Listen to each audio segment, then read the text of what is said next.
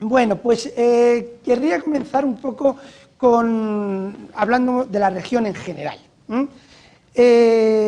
Vista la región desde una perspectiva global, yo creo que podríamos llegar a una conclusión.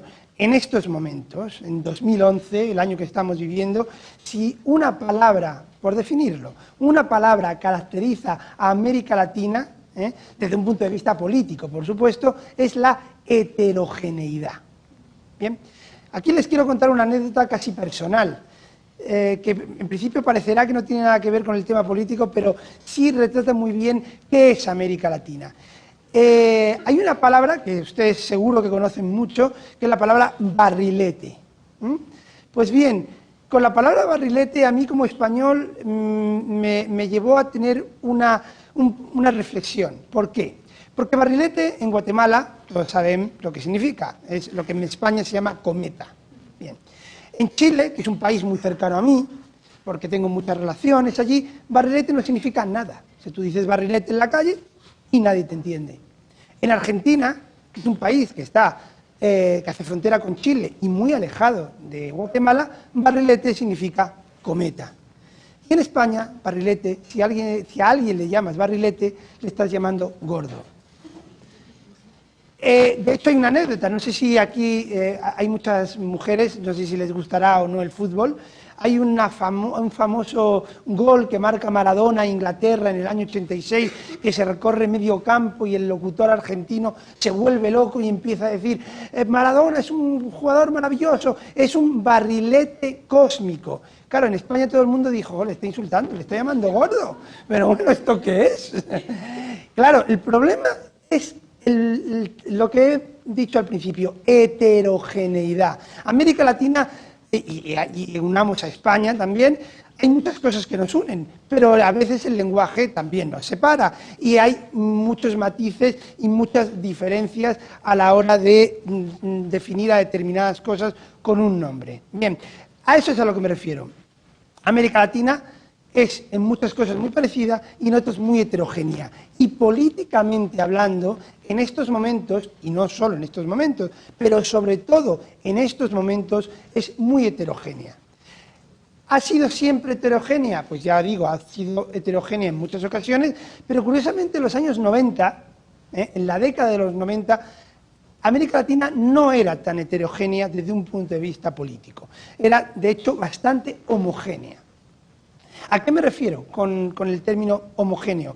Los años 90 están caracterizados sobre todo por lo que se vino a llamar, aunque es un término que se utiliza a veces bastante incorrectamente, por el triunfo de los proyectos, entre comillas, neoliberales, porque cada uno tenía una serie de características muy diferenciadas, de los proyectos neoliberales en América Latina. Y efectivamente, prácticamente se puede decir que en todos los países de América Latina triunfaron políticas que iban a contramano o que diferenciaban de lo que había sido la tónica general hasta los años 80, que como ustedes sabrán eran las políticas de industrialización por sustitución de importaciones, las famosas ISI. Políticas que, como saben, se caracterizaban por un profundo intervencionismo del Estado, por un fomento de la industrialización, por una escasa apertura exterior de las economías regionales. Bien, eso en los años 90 ha desaparecido. Y ha desaparecido en prácticamente todos los países de la región, bueno, con la excepción de Cuba, pero Cuba ya sabemos que efectivamente eso sí que es una excepción dentro del panorama regional.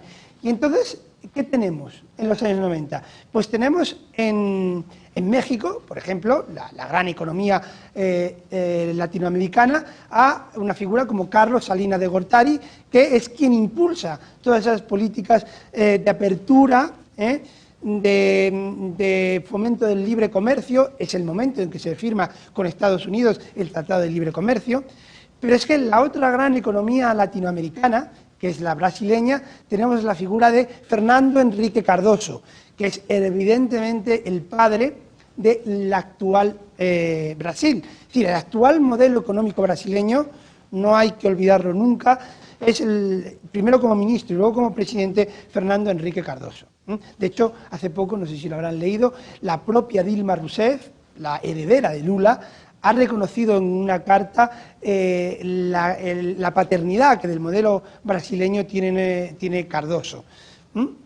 Bien, como vemos son dos figuras que representan ese giro, pero podemos seguir pensando en otras. En Argentina tenemos a un Carlos Menem, es sin duda la quinta esencia del modelo de apertura económica de los años 90. Tenemos incluso el ejemplo de Chile, que sería muy interesante que luego lo charláramos en la parte de preguntas. Chile hereda el modelo de Pinochet, el modelo económico de Pinochet, y la concertación, una coalición de fuerzas de centro y de centro-izquierda, mantiene en su esencia el modelo pinochetista. Es verdad que con algunas variaciones, sobre todo desde un punto de vista social, pero una coalición de centro-izquierda mantiene unas políticas hechas por quien ellos intentaron, quien siempre impugnaron y criticaron su gobierno. Y para acercarnos más aquí, los años 90, en Guatemala, están representados por la figura de Álvaro Arzú, que es en esa oleada de apertura de las economías, de privatizaciones, es quien mejor representa las políticas, vamos a llamarlas de nuevo neoliberales, para que nos entendamos todos, luego podremos entrar en mayores o menores matices. Lo que quiero decir es que efectivamente, vista la región, tenemos una preponderancia de estas políticas de apertura. Yéndonos más a la actualidad, la candidata peruana derrotada ha sido Keiko Fujimori, y Fujimori nos retrotrae a la figura emblemática del modelo de apertura económica de los años 90, que su padre, Alberto Fujimori. Durante la presidencia de Alberto Fujimori es cuando Perú se abre al exterior, y de hecho el modelo peruano actual debe mucho, pero mucho, a la figura de Fujimori. Estoy hablando desde un punto de vista económico, no político, ¿vale? Bien, por lo tanto, vemos que los años 90 son una época de homogeneidad política y de políticas económicas. Bien, ¿cuándo se rompe esta homogeneidad a la que estamos asistiendo en los años 90? Bueno, pues esa homogeneidad empieza a romperse a raíz de lo que se llamó la media década perdida, la crisis asiática del 97, que luego fue seguida por la crisis brasileña del 99 y la crisis argentina del año 2001. Esa media década perdida supone una crisis de legitimidad con respecto a las políticas que se habían estado implementando a lo largo de los años 90.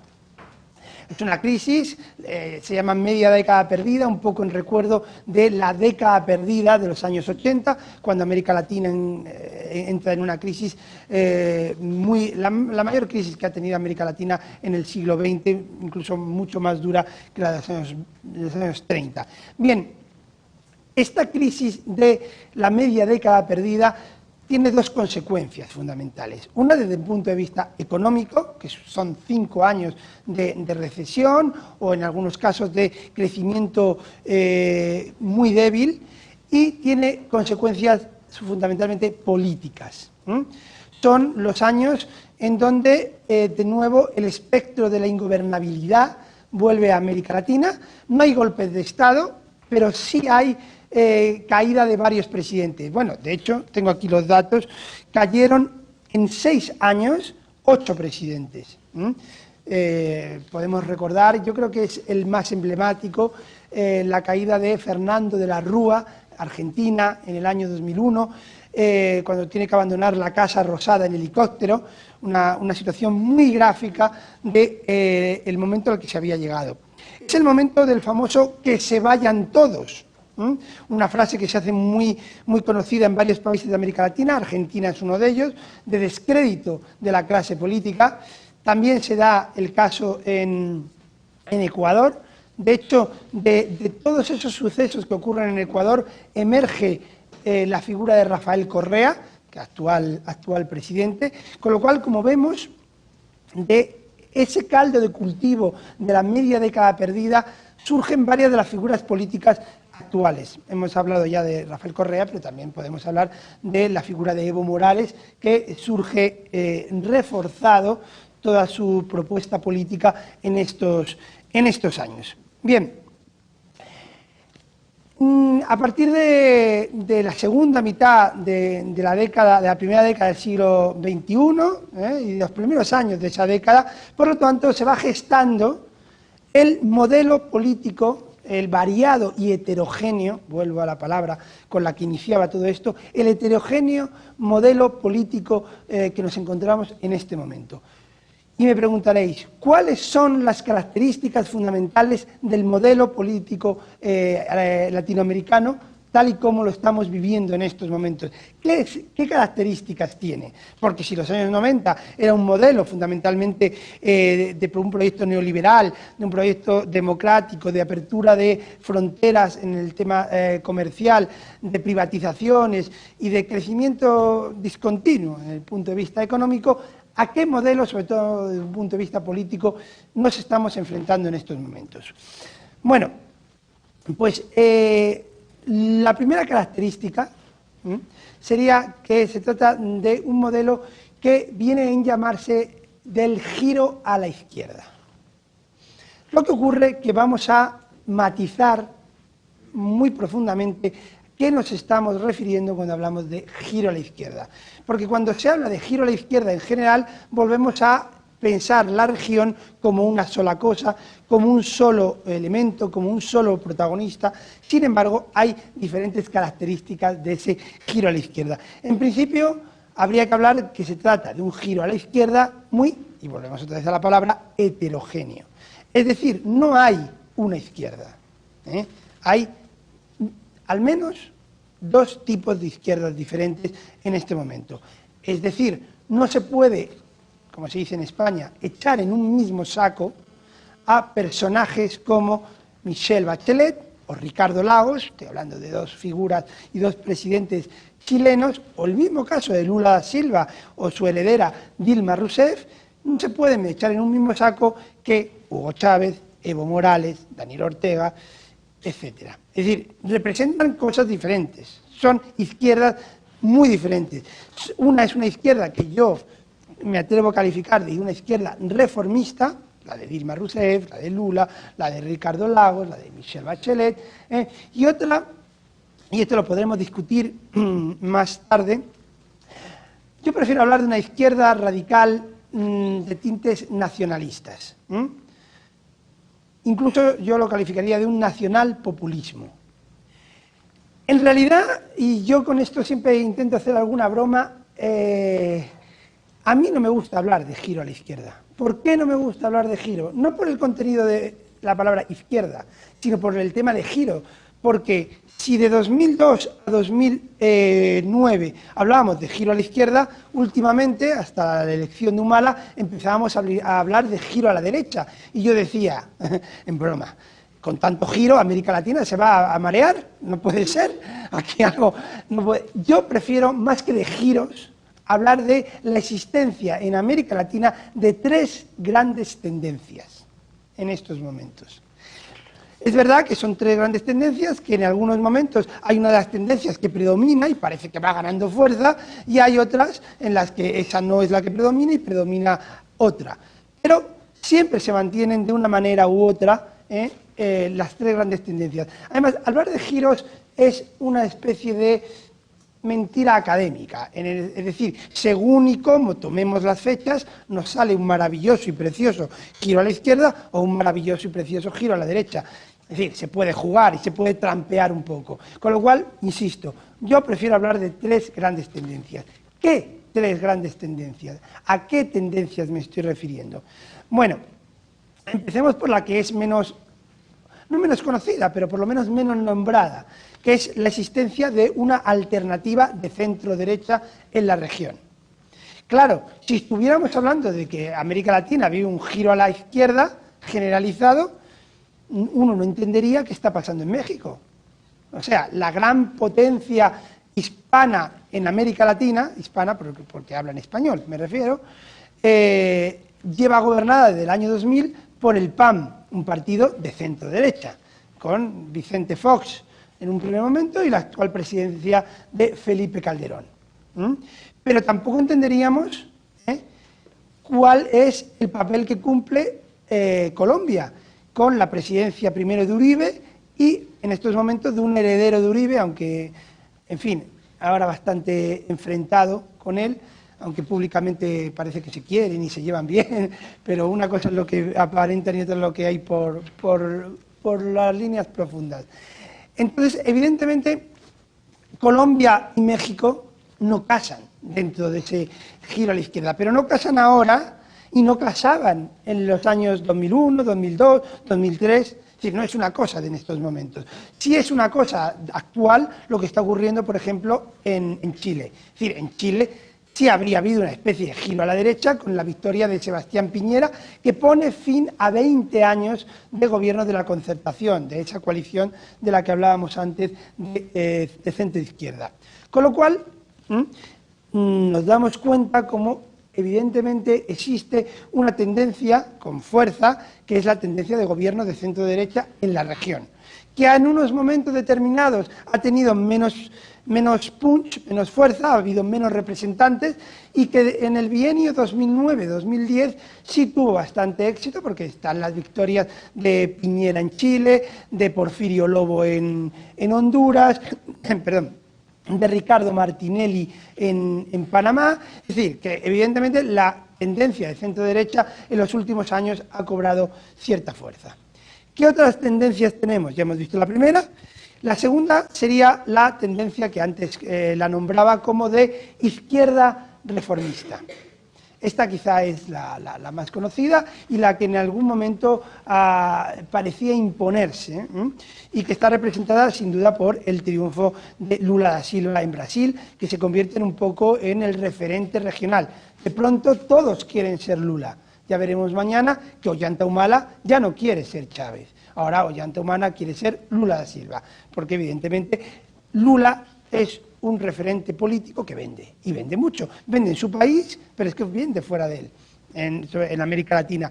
Presentarse, ya también lo veremos el viernes, las elecciones en México, la izquierda tiene dos candidatos, uno es López Obrador, que ya se presentó y perdió, y otro es el alcalde del Distrito Federal, Marcelo Ebrard. Marcelo Ebrard se ha presentado así: yo quiero, y es textual, yo quiero ser el Lula da Silva de Brasil. También dice el Felipe González, haciendo una referencia o un guiño más, digamos, europeo. Entonces, evidentemente, la tendencia de centro de izquierda reformista y moderada, evidentemente, tiene unos referentes muy claros. Uno de ellos ya vemos que es Lula da Silva, otro fue Ricardo Lagos y Michelle Bachelet, su heredera en Brasil, y es una tendencia que evidentemente ha cobrado mucha fuerza durante los últimos años. Tengo otras figuras muy representativas aquí para que no se me olviden. Está la figura de Tabaré Vázquez en Uruguay, o actualmente José Mujica, una figura muy interesante, el actual presidente uruguayo, un hombre que viene de la guerrilla, o guerrilla urbana en este caso, que es lo que hubo en Uruguay en los años 60 y 70, un hombre que ha variado y ha moderado mucho su discurso, e incluso esto le ha llevado a tener serios enfrentamientos con el ala más radical de la coalición que le apoya. O un caso muy cercano a Guatemala, el caso del actual presidente salvadoreño, un hombre que llega a la presidencia de la mano de la exguerrilla, pero que ahora mismo las relaciones con su propio partido están prácticamente quebradas por la política moderada y reformista que está impulsando.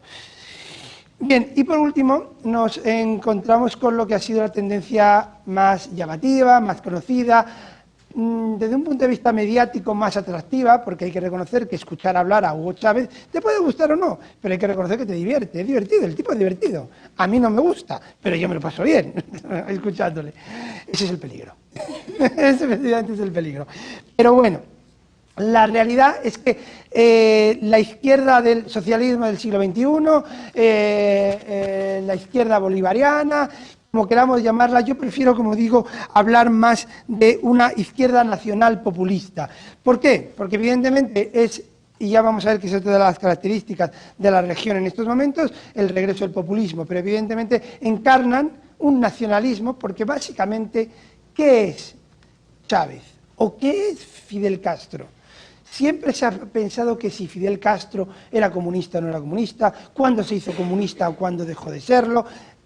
Fidel Castro, en realidad, si lo vemos en perspectiva, simplemente fue un líder nacionalista radical, que en un momento determinado optó por el comunismo porque en el entramado geopolítico de la Guerra Fría era la opción para él, y desde su punto de vista de opción de poder, más lógica. Pero evidentemente detrás lo que hay es un nacionalismo radical, en este caso antiestadounidense. Algo que, si lo vemos en perspectiva, le asemeja con Hugo Chávez. En realidad, Hugo Chávez no deja de ser nada más que un líder nacionalista radical, que utiliza un lenguaje de tipo socialista, pero más socialista años 70, 60, 68, muy ya trasnochado en realidad, y que vuelva a las políticas también trasnochadas de intervencionismo, de estatismo, etcétera, que, como todos sabemos, no han tenido éxito. Y solo tienen éxito cuando económicamente el país va bien. En cuanto que Venezuela ha empezado a tener serios problemas económicos, el modelo está empezando a hacer aguas, que eso ya lo veremos más detenidamente el próximo viernes. Bien, el momento de máximo auge de Chávez son los años 2003 a 2008, es un momento en donde evidentemente con los precios del petróleo hasta el punto que habían llegado, le permite realizar una política exterior muy ambiciosa, que tiene algunas raíces con lo que había sido la política venezolana de la época de los años 70, pero que él realmente puede potenciar por los recursos económicos que tiene. Y ese éxito de la política chavista en Venezuela y de su política internacional hace que en otros países la senda chavista sea una senda legítima y prestigiada, algo que por cierto ahora no ocurre.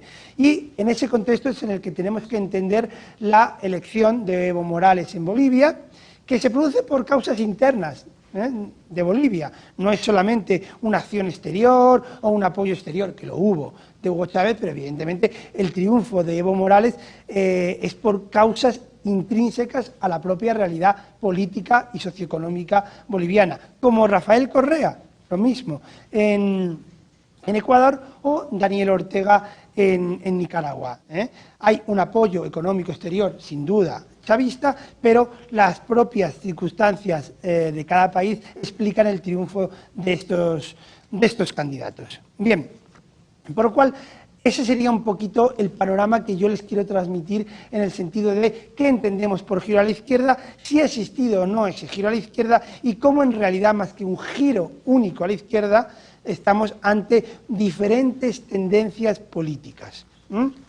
Resumiendo un poco, si América Latina teóricamente giraba a la izquierda hasta el año 2009, el año 2009 hay que acordarse que es reelegido Chávez, es reelegido Evo Morales, es reelegido Rafael Correa, con lo cual parece que ese giro a la izquierda se está consolidando. Y en el año 2010, pues lo que hemos visto, tenemos el triunfo de Piñera, o sea, sería giro a la derecha, el triunfo de Porfirio Lobo, por lo tanto, es esa heterogeneidad la que yo quiero destacar.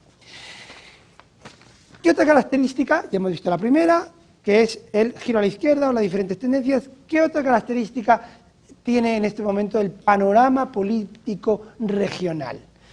Pues el regreso del populismo. Es curioso, pero parecía que el populismo, siempre parece que el populismo ha muerto, que ya no hay populismo, que no va a caer a América Latina de nuevo en el fantasma del populismo, pero América Latina, no todos los países, hay países que no, algunos vuelven a caer en esa tendencia. En principio me gustaría no tanto profundizar en el concepto populismo, que ya ha sido tratado por muchos analistas y por muchos académicos y que supongo que ustedes tienen referencia, pero sí me gustaría intentar clarificar a qué populismo nos estamos refiriendo. Desde un punto de vista histórico, podríamos hablar de tres tipos de populismo. Desde un punto de vista histórico y, por lo tanto, desde un punto de vista cronológico.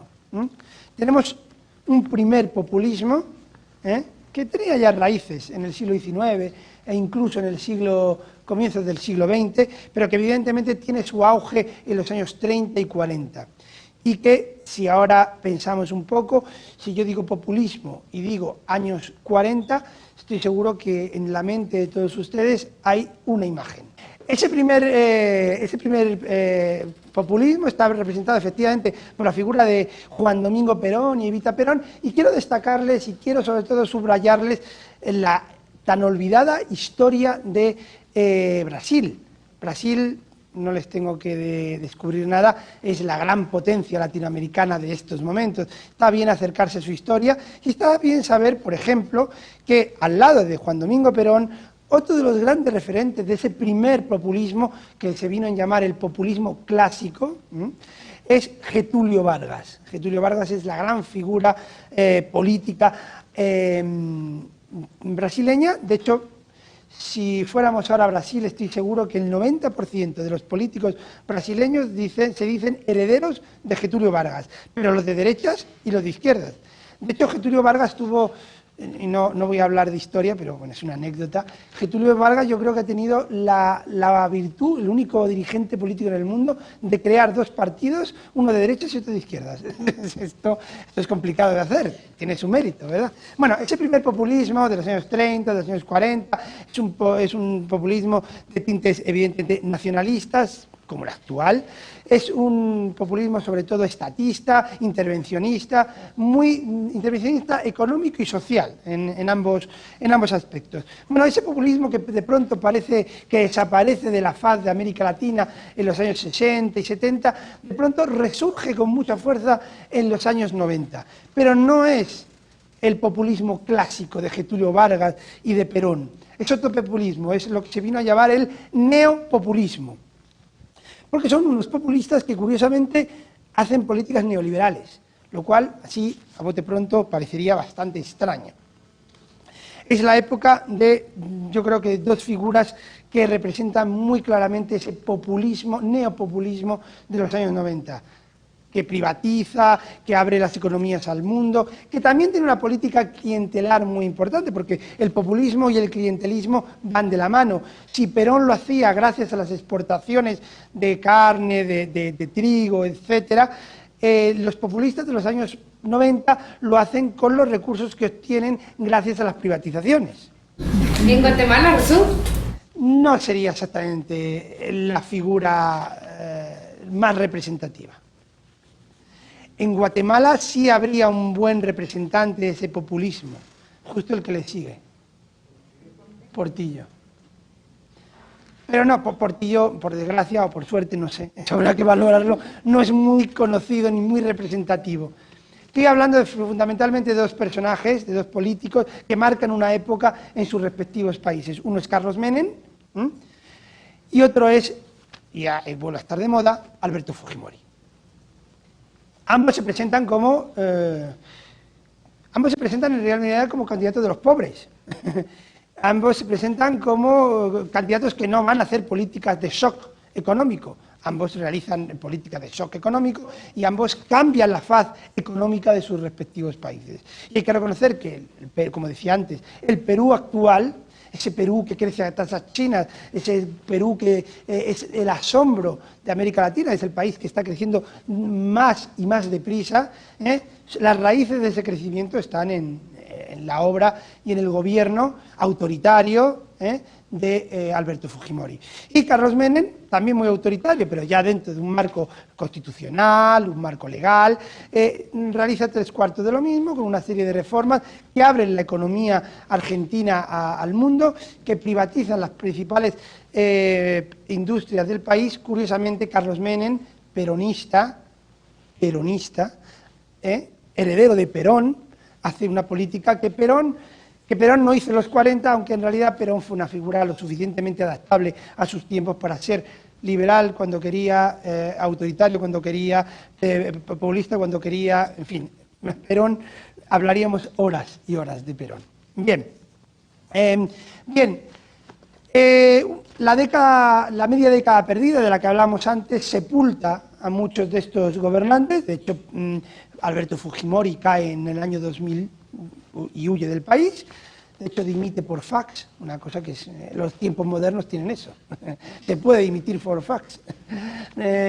Y Carlos Menem es derrotado, no él directamente, pero sí su heredero político, aunque también era su rival político, algo un poco complicado, en el año 1999. Pongo estos dos ejemplos, los hay más, pero creo que son los dos ejemplos más llamativos. Y de pronto, en el año 1998, una fecha que yo la remarcaría por su importancia, se produce el triunfo de Hugo Chávez en Venezuela. Y creo que la figura de Hugo Chávez, evidentemente, supone un antes y un después dentro de la región, porque la actual heterogeneidad de la que hablábamos al principio, una heterogeneidad que también nos está transmitiendo una división muy profunda en América Latina, como si vemos un poco en perspectiva, América Latina nunca se pone de acuerdo últimamente para la hora de iniciar determinados proyectos, y esa falta de unidad está muy relacionada con esa heterogeneidad y enfrentamiento ideológico que hay en la región. Evidentemente el triunfo de Hugo Chávez representa un antes y un después dentro del panorama político regional. Bien, este nuevo populismo, que así es como se le viene a llamar, a diferencia del populismo clásico de Perón, del neopopulismo de Menem o de Fujimori, estaríamos ahora en lo que se podría llamar el nuevo populismo. Es un nuevo populismo que en realidad mantiene muchas semejanzas con el populismo clásico y con el populismo de los años 90. En principio, si hablamos de populismo, siempre tenemos como referente al líder carismático. Los populismos suelen tener la figura de un líder carismático. Los populismos se suelen caracterizar, evidentemente, por una falta de institucionalidad.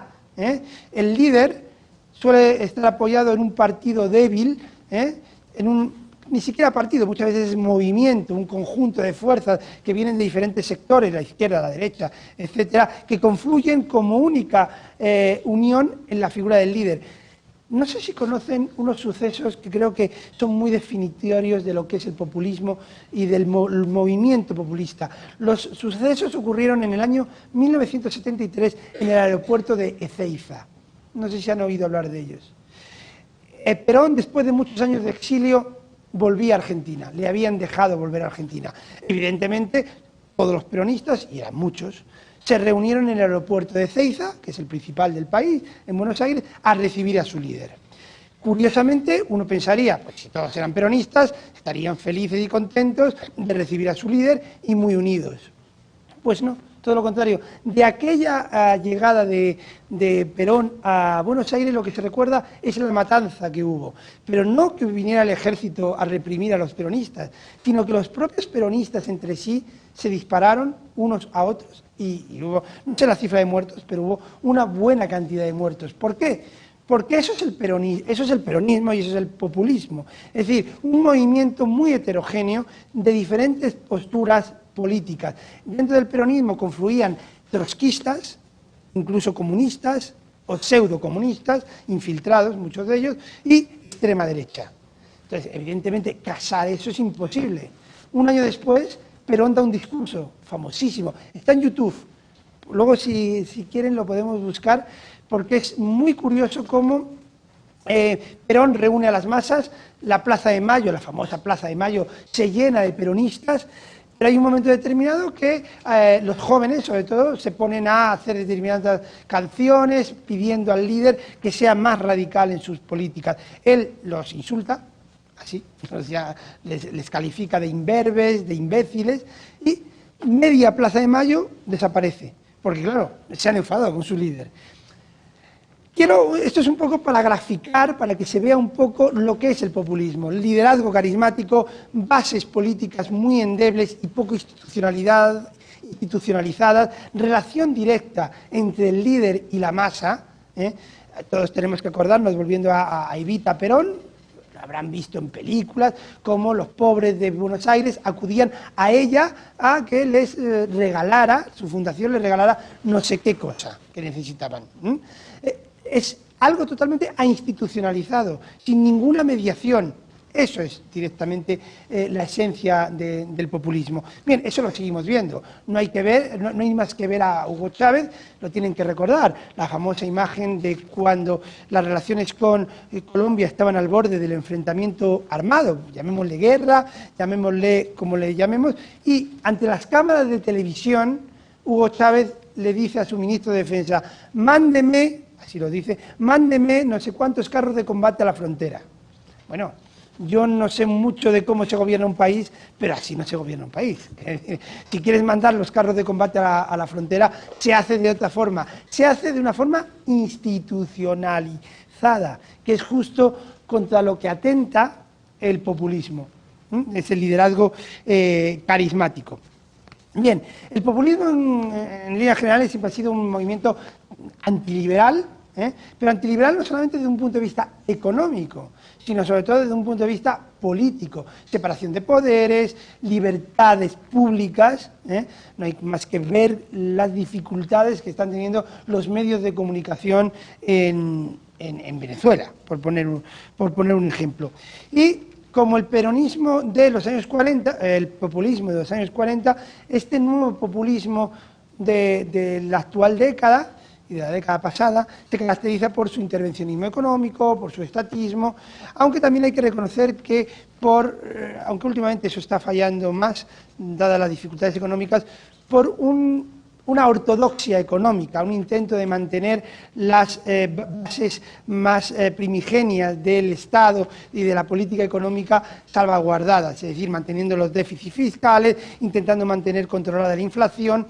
Eso no está ocurriendo ahora en Venezuela, cuya inflación está desbocada, tampoco en Argentina, pero en líneas generales, Evo Morales, por poner un ejemplo, sí mantiene la inflación controlada, Rafael Correa, economista, también la mantiene controlada, Daniel Ortega, a quien algunos han calificado como un populista responsable, ya sé que es imposible mantener, pero así se le llama, también la mantiene controlada, con lo cual, evidentemente, algo de herencia de los 90 queda en algunos de estos populistas. Bien, tercera característica del modelo actual. Es una característica de muy vieja data en América Latina en general, que es la tendencia al presidencialismo extremo o hiperpresidencialismo en la región.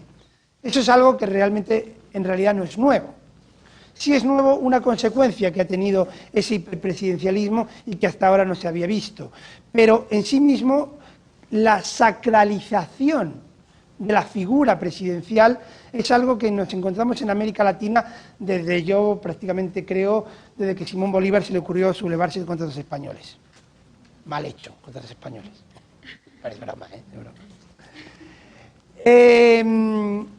Pero si el hiperpresidencialismo en realidad no es algo nuevo, sí es nuevo, como decía, una consecuencia directa del hiperpresidencialismo. ¿Y qué consecuencia directa ha tenido hasta ahora ese hiperpresidencialismo? El reeleccionismo. En los años 90, ustedes eran unos niños, yo también, bueno, yo menos. En los años 90, si hubiéramos paseado por América Latina, nos habríamos dado cuenta que, salvo una excepción, que es la de la República Dominicana, y depende de qué años 90 estuviéramos hablando, no había reeleccionismo directo en ningún país de América Latina. Te podías reelegir para haber pasado una presidencia o dos, en algunos casos, pero no podías presentarte a la reelección de una forma inmediata, en ningún país de América Latina.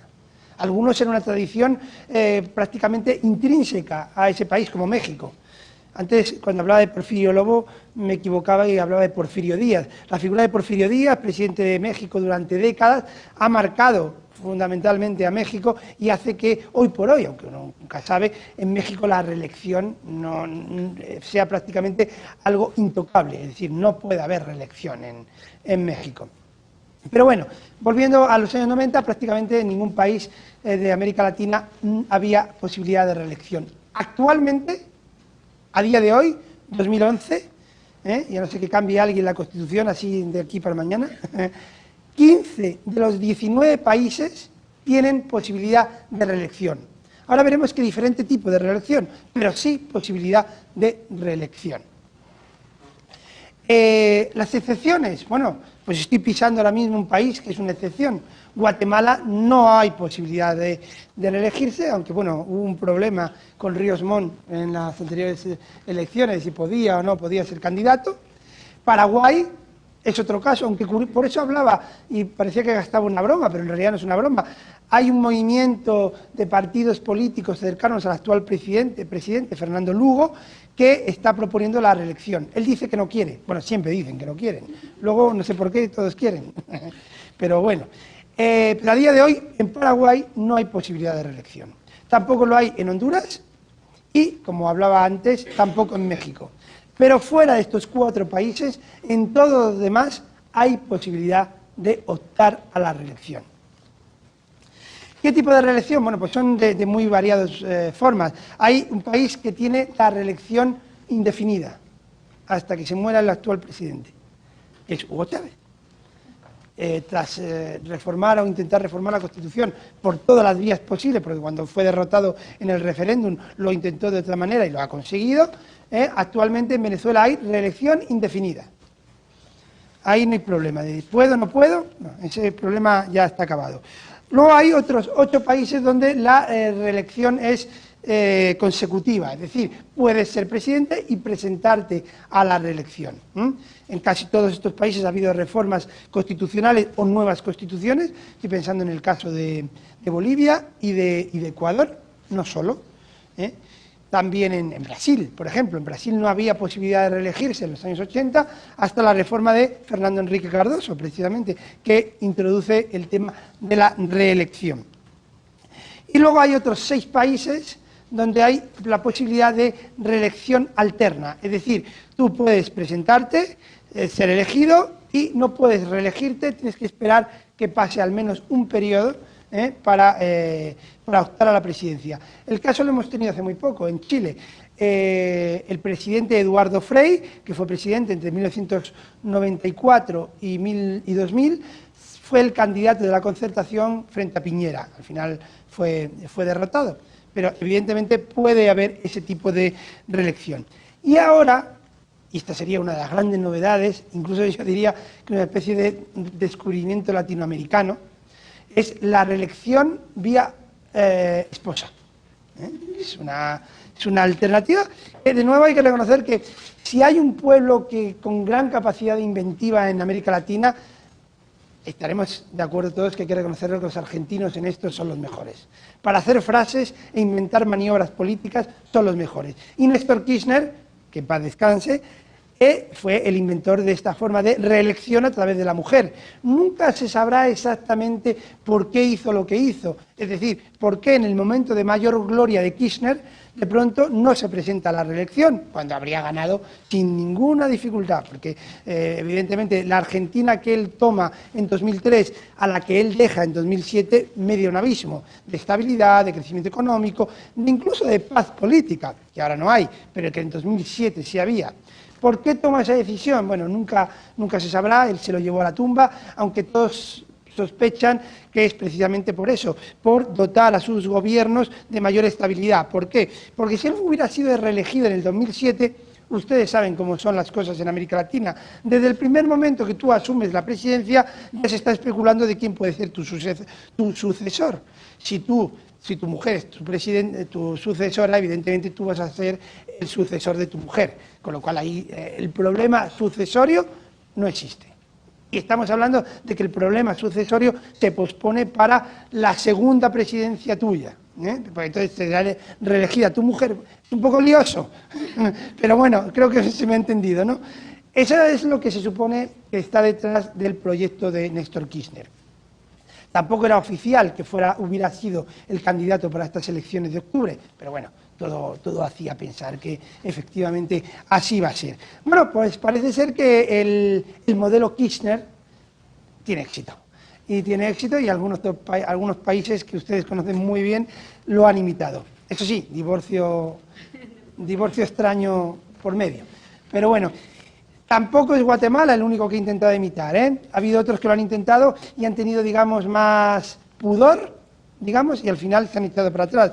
Leonel Fernández, que es un excelente presidente de la República Dominicana, ya lo pongo por delante, sin embargo, sí ha tenido esa tentación de impulsar a la figura de su mujer, Margarita Cedeño, para candidata a presidenta por el partido oficial. Al final, presiones internas, yo creo que también presiones externas, no me refiero a Estados Unidos, sino presiones externas de colaboradores, de gente que lo rodeaba, le han terminado convenciendo que ese proyecto, pues hombre, muy republicano, y todos sabemos lo que contiene el concepto republicano, muy republicano no es, ni muy institucional, de nuevo la palabra famosa, institucionalidad. Entonces, evidentemente, eso ha sido así. Hablamos de instituciones. El problema del hiperpresidencialismo es que, evidentemente, no hay unas instituciones que compensen la fortaleza de la figura presidencial, que consigan controlar a la figura presidencial. Muchas veces porque, por ejemplo, la justicia es débil o la justicia está politizada. Y a partir de ese momento, ese contrapeso tan importante que es el de la justicia no existe. Pero hay otro factor mucho más cercano, que es el factor de la figura de los partidos políticos.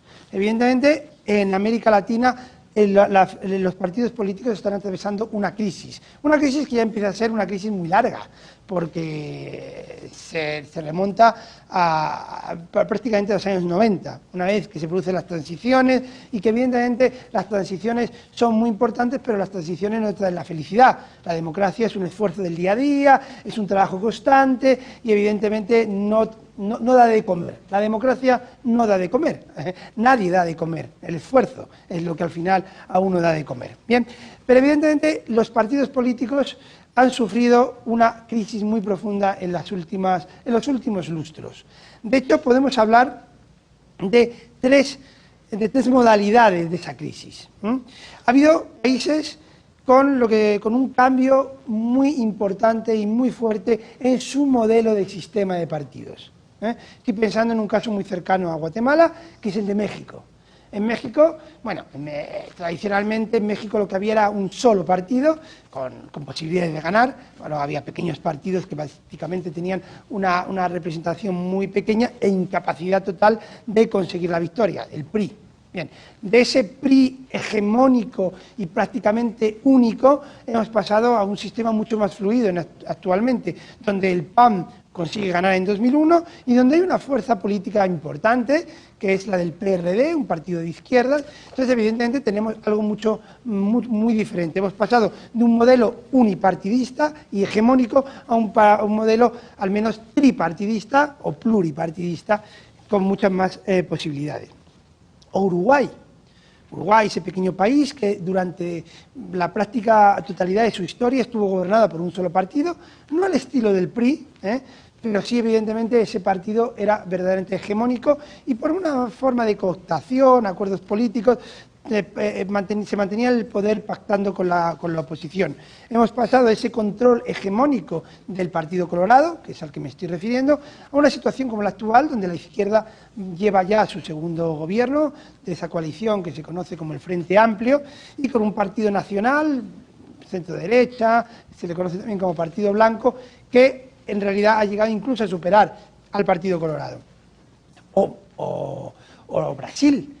El modelo actual de Brasil, político, que es básicamente dos grandes partidos que lideran a su vez dos grandes coaliciones, uno es el PT, el Partido de los Trabajadores, el partido de Lula, que representaría una gran coalición de partidos y fuerzas de izquierda, centroizquierda e incluso derecha, frente al PSDB, Partido Socialdemócrata Brasileño, el partido de Cardoso, que evidentemente también lidera una gran coalición también de fuerzas, estos ya sí más situados en el centro derecha, etc.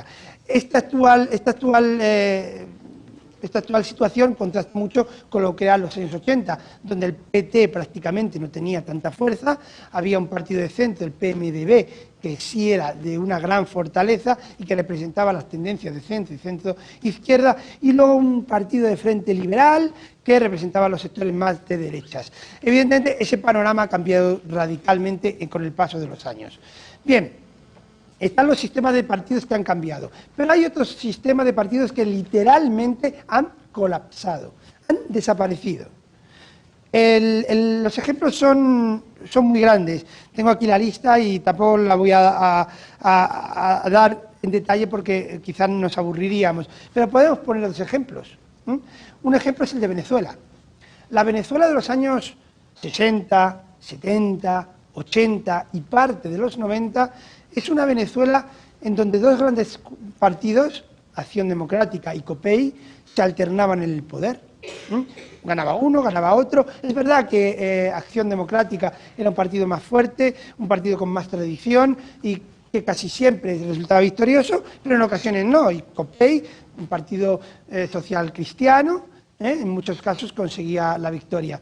El panorama actual es absolutamente diferente. Unos partidos que logran controlar el poder durante 40 años han prácticamente desaparecido. Actualmente en Venezuela nos encontramos el chavismo, que no existía como tal en esas décadas de las que he hablado, y frente al chavismo un conglomerado complicado de estudiar, complicado de entender, que es el de la oposición. Y donde sí está COPEI, está Acción Democrática, pero evidentemente son restos de lo que fue aquel partido. Y tenemos un caso muy llamativo, también diferente, pero muy llamativo, que es el de Colombia. Colombia son mucho más que 40 años en manos de dos partidos. En Colombia son más de 100 años, casi 200 años. No tanto porque todavía no hemos celebrado el bicentenario. Casi 200 años de predominio de dos grandes partidos, el Partido Liberal y el Partido Conservador, que se enfrentaron durante siglos, que hubo guerras civiles entre ellos, que a partir de los años 60 se alternaron en el poder de una forma democrática, pero que de pronto en la actualidad han desaparecido. Que no ha desaparecido porque siguen existiendo, pero ya no son los dos grandes partidos que controlaban la política colombiana. Ahora en realidad no es liberales versus conservadores la política colombiana. Ahora la política colombiana se define en uribismo versus antiuribismo, aunque eso puede estar cambiando porque la figura de Santos, el actual presidente, está cambiando esa dinámica. Pero bueno, no nos vamos a adelantar a los acontecimientos. A día de hoy, uribismo versus antiuribismo serían las características fundamentales de la política colombiana. Hay más casos, Está el caso de Ecuador también. Los grandes partidos ecuatorianos han dejado de existir y ahora existe la gran coalición que rodea a Rafael Correa y luego fuerzas de la oposición muy desdibujadas. O Perú, lo mismo. Pero bueno, eso si queréis, luego lo profundizamos un poquito más. Y luego hemos visto cambios, colapso, y hay otros países donde no, donde hay continuidad del sistema político. Y yo básicamente me referiría a tres tipos de casos de continuidad. El de Chile, desde el año 1990, dos grandes coaliciones protagonizan la vida política chilena. Una es la Concertación, que está en vías de cambiar, no sé si desaparecer, pero sí en vías de cambiar, tras perder el poder en 2010. Y la Alianza, que es un conglomerado de fuerzas de centro y centro-derecha, que es la que consiguió la victoria en 2000 y llevó a la presidencia a Sebastián Piñera. No ha cambiado la política chilena desde ese momento y esas dos grandes coaliciones siguen siendo las dos grandes protagonistas. Luego hay otros países donde predomina el bipartidismo y los cuatro, curiosamente, son centroamericanos. Honduras, Nicaragua, El Salvador y Panamá siguen siendo fundamentalmente bipartidistas. Diferente al bipartidismo de mediados de siglo, ya no es liberales versus conservadores. En Honduras sí, sigue siendo partido liberal, partido nacional, conservador, pero en Nicaragua no, en Nicaragua es sandinismo versus antisandinismo, partido liberal, básicamente. O en Panamá, arnulfismo, torrijismo, de Omar Torrijos y de Arnulfo Arias, dos tradiciones políticas. Y aunque les pueda sorprender, pensándolo el otro día, decía, se lo voy a decir a ver qué les parece. Tú te ríes, ya creo que sabes por dónde voy. Guatemala, curiosamente, es un fenómeno de continuidad dentro de la discontinuidad. Porque evidentemente, si vemos el panorama político de los años 80 en Guatemala, nos encontramos que las dos grandes fuerzas políticas eran la Democracia Cristiana, de Vinicio Cerezo, y la Unión de Centro Nacional, si no me equivoco, de Carpio, ¿no? Carpio Nicol, ¿no? Así. Esos dos eran los dos grandes partidos de los años 80. Parecía que en torno a ellos iba a girar la evolución política de Guatemala. ¿Qué son hoy la Democracia Cristiana y la Unión de Centro Nacional? ¿Dónde están? ¿Alguien lo sabe? Ya no existe. Claro, no existen. Bueno, vale, no pasa nada.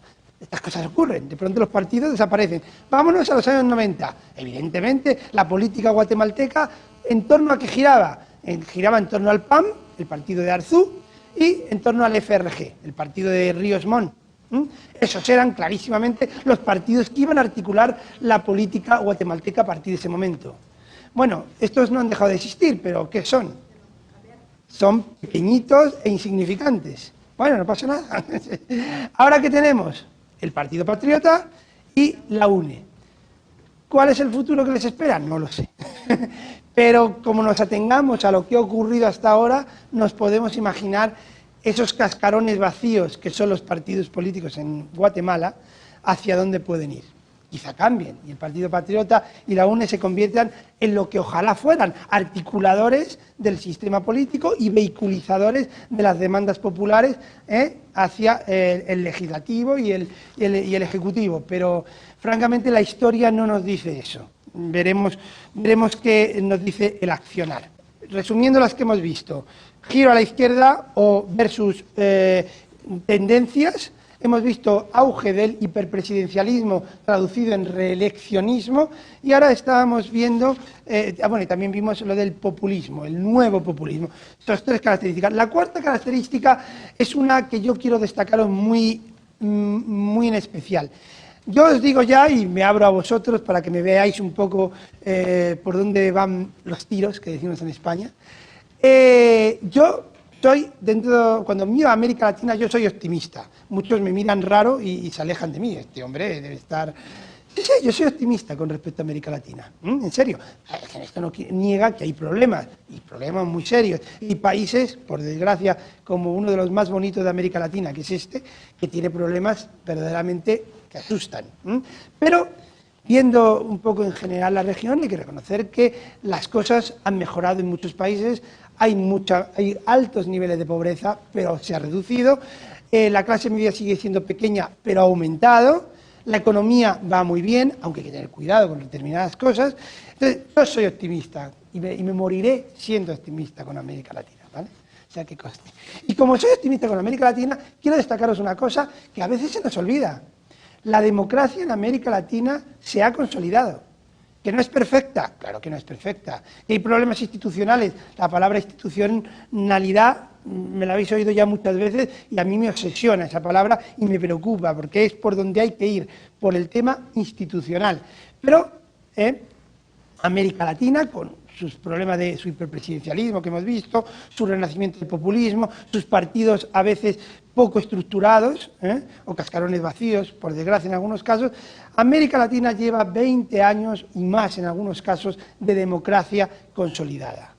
Y América Latina en esos años, desde los años 80 hasta la actualidad, ha pasado por momentos muy difíciles y muy complicados, y aún así la institucionalidad democrática se ha mantenido.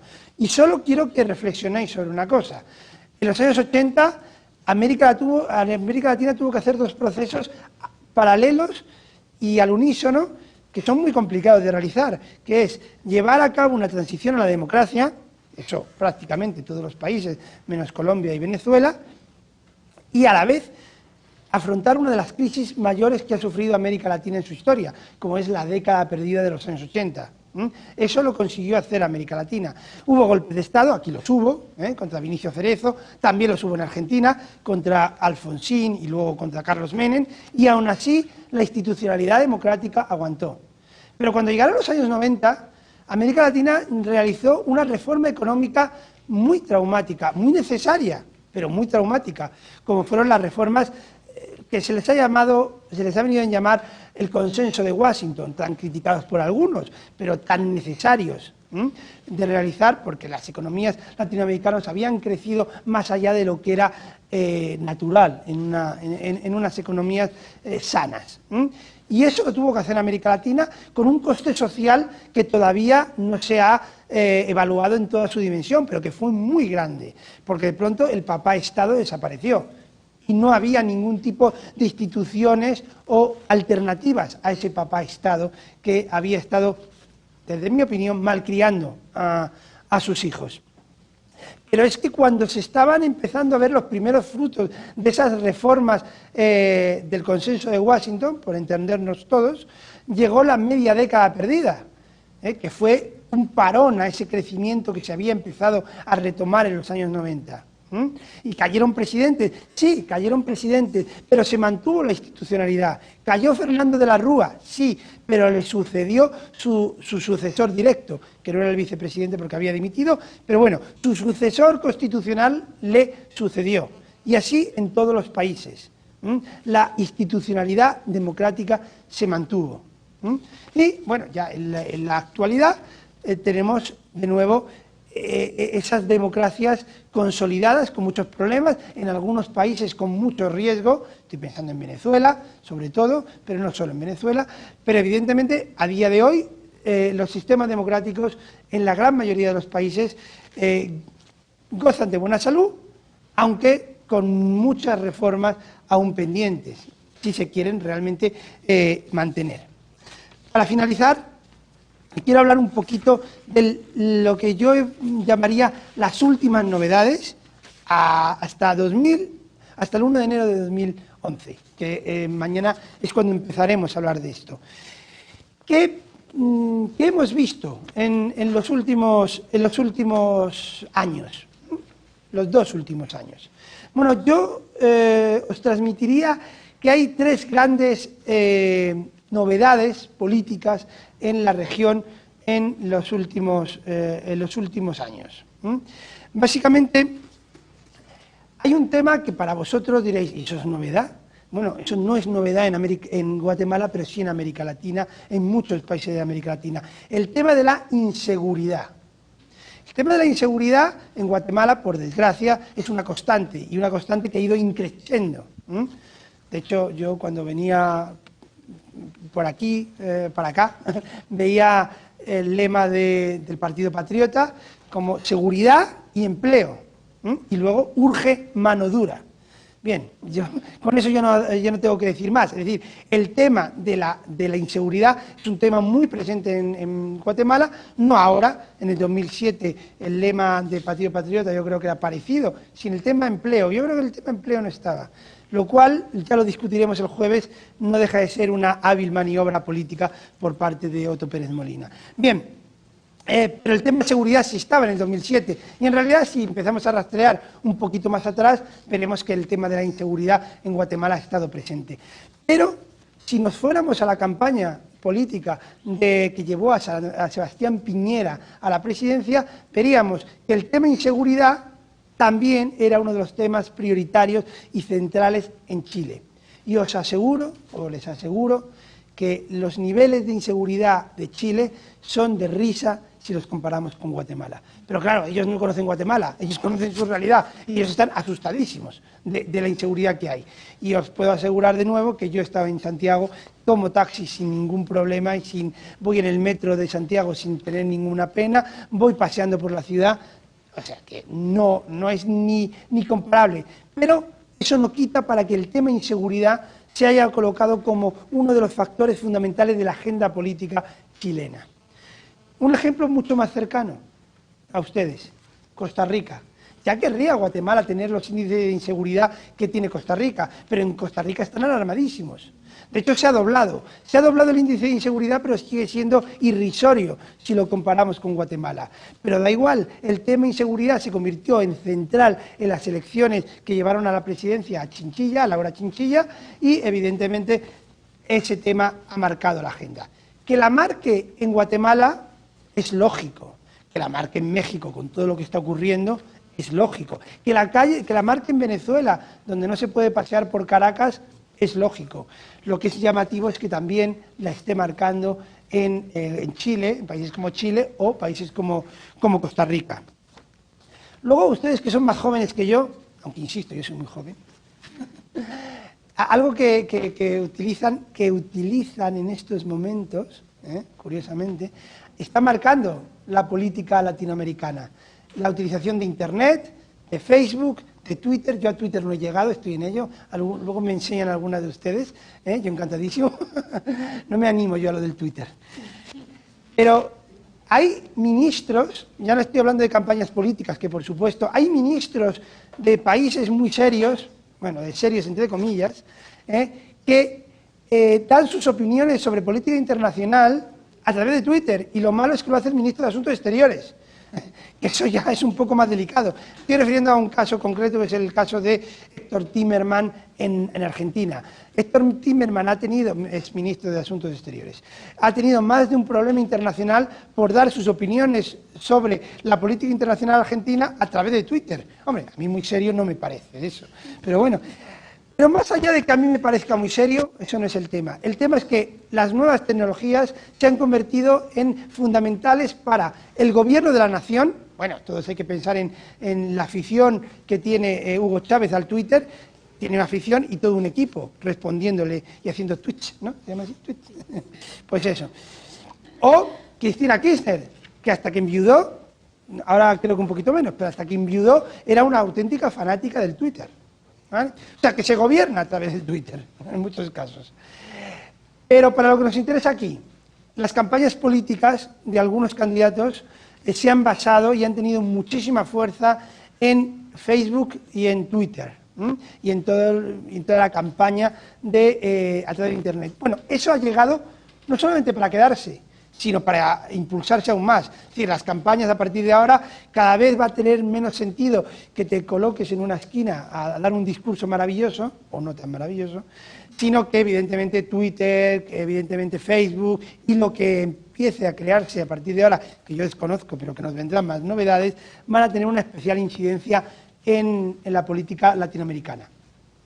Y por último, hay un fenómeno que está muy conectado con lo que acabo de decir, con las nuevas tecnologías, que es la aparición de nuevas fuerzas políticas en algunos países de América Latina. Lo que se ha venido a llamar las terceras opciones, terceras fuerzas, que han cobrado bastante fuerza, perdón por la redundancia, en América Latina. Algunos países no tienen. A día de hoy, yo creo que Guatemala no tiene, porque se está viviendo, ya lo veremos el jueves, una gran polarización entre la candidatura de Otto Pérez Molina y la candidatura de Sandra Torres.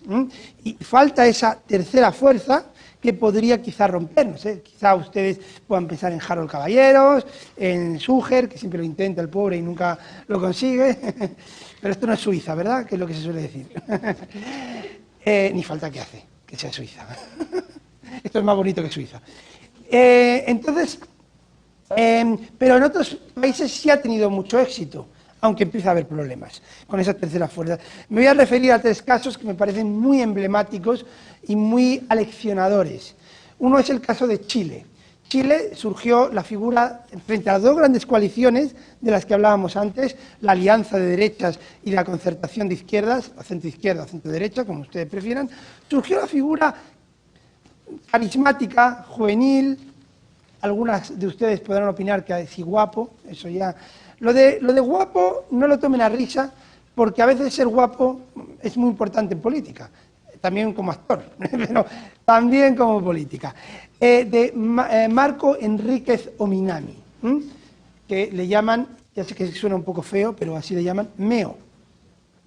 M-E-O. Es que MEO suena un poco feo, pero ¿qué le vamos a hacer? MEO. Bueno, pues Marco Enríquez Ominami ha creado un movimiento político, en realidad está en ello, está intentando crear, porque en primer principio solo fue su figura política, ahora está intentando institucionalizar y articular esa fuerza política, y él consiguió el tercer puesto en la votación, pero consiguió casi un 20% de votos, que no es nada malo, y ahora se encuentra, es el que yo creo que por ahora está teniendo mayor éxito político en intentar crear una alternativa verdaderamente estructurada, aunque tienen por delante mucho trabajo porque ambas coaliciones son muy fuertes. Bueno, el pilar fundamental donde se apoyó Marco Enríquez Ominami fue, por un lado, en una de las grandes características que tienen estos movimientos, que es el intento de regenerar el sistema político. Es un intento de modernizarlo, de actualizarlo, de intentar vehiculizar a los nuevos sectores sociales, sobre todo juveniles, y si son juveniles, urbanos, universitarios, que utilizan Internet, Facebook, Twitter. En eso se apoyó fundamentalmente Marco Enríquez Ominami. Pero evidentemente las terceras fuerzas políticas en América Latina tienen serias dificultades para consolidarse, y el caso de Antanas Mockus en Colombia lo demuestra. Y hay un tercer y último caso, que además es muy emblemático y hasta muy bonito, de cierto modo, que es la figura de Marina Silva en Brasil.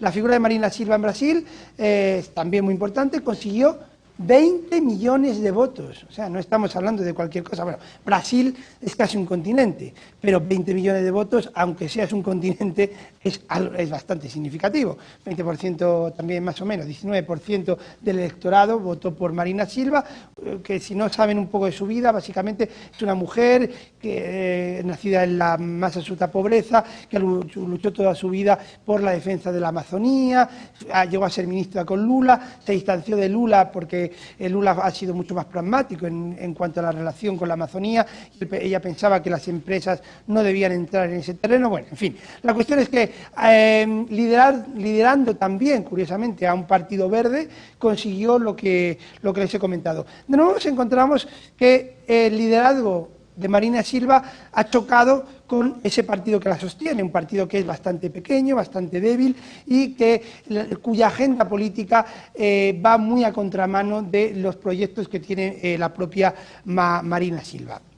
Por lo tanto, lo que podemos empezar a intuir es que en algunos países, no en todos, empieza a surgir ciertas fuerzas, ciertos sectores sociales y ciertas fuerzas políticas que intentan encarnar a esos nuevos sectores sociales. Porque, y aquí viene de nuevo mi optimismo con respecto a América Latina, si algo hemos visto en estos años en América Latina es el nacimiento ¿de qué? De unos nuevos sectores medios, de unas nuevas clases medias que muchas veces ellos mismos, clases medias que son urbanas, clases medias que en muchos casos son universitarias y si no lo son sus hijos, que cada vez tienen más fuerza y cada vez tienen mayor acceso a los nuevos medios de comunicación y por tanto su peso en la sociedad crece. Muchos partidos políticos tradicionales han sido incapaces, hasta ahora al menos, de vehicular sus demandas de estas nuevas clases medias o sectores